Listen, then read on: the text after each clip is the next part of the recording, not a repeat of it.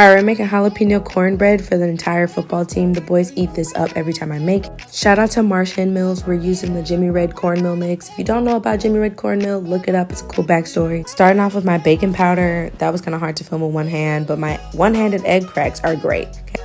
I'm going to go ahead and use the immersion blender to blend everything up and save myself a step of whisking, and then strain it through a fine chinois or just a fine strainer. Okay, we're going on with our flour. I'm using a quart container because a quart container is 4 cups. I need 3 of these. I'm scooping it flat, making sure all of my air pockets are filled in, and then just mixing all of my dry ingredients together. We're going to go ahead and go in with our sugar.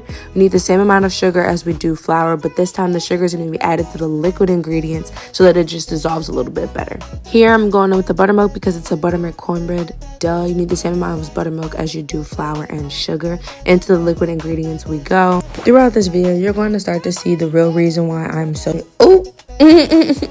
Well, okay, no, sorry. Let's be serious. I'm at work. Okay, the amount of mixing and stirring and lifting that I do at work is actually unreasonable. So I'm going to go ahead and add my dry ingredients to a large bowl, right? Making a well in the center so that it catches all the liquid ingredients. Just makes it a little bit easier to mix. I'm mixing all of my dry ingredients together, then adding all of my wet ingredients to my dry in a large mixing bowl. Now here I'm going to go ahead and do a technique called tempering in the butter. It's basically just slowly adding in the butter and whisking very quickly to try to bring the eggs and the butters to about the same temperature so that I don't end up with scrambled eggs before I make my cornbread. Then you just see me scraping down all the flour from the side, making sure I get all of those flour pockets to get everything mixed. Forgot to record when I sliced all the jalapeños. I did not do this by hand. That is crazy. I used a mandolin. Please, absolutely not. Look how many jalapeños that is. Back again in the mixing bowl we go. Mix, mix, mix, mix, mix, mix, mix, mix. This is really why I'm so swole. I'm not even exaggerating, bro. Look at that arm work. This is what my cornbread mix is looking like after I mix it all together, right? I'm heating up my cast iron pan so that I can go ahead and melt my butter directly to the cast iron, right? And then I want my cornbread sizzling when I start to pour it into that pan. It needs to be hot, right? I'm using another pan because there's literally so much. I'm making 6 12-inch cast iron pans of cornbread. That's a lot. I don't know if y'all know that's a lot.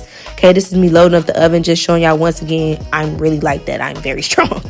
We're going to go ahead and get in the oven, 350 degrees for 20 minutes, right? Then we're going to go ahead and pull it out. Look at that. Look at that. Golden, gorgeous. Then I'm rotating them and doing them for another 20 minutes, right? Just so it cooks a little bit evenly, just because ovens tend to disperse heat differently depending on the section. Another 20 minutes, get it in there, set it up. Look at that. Perfect. Mwah. Love it. Okay, bye.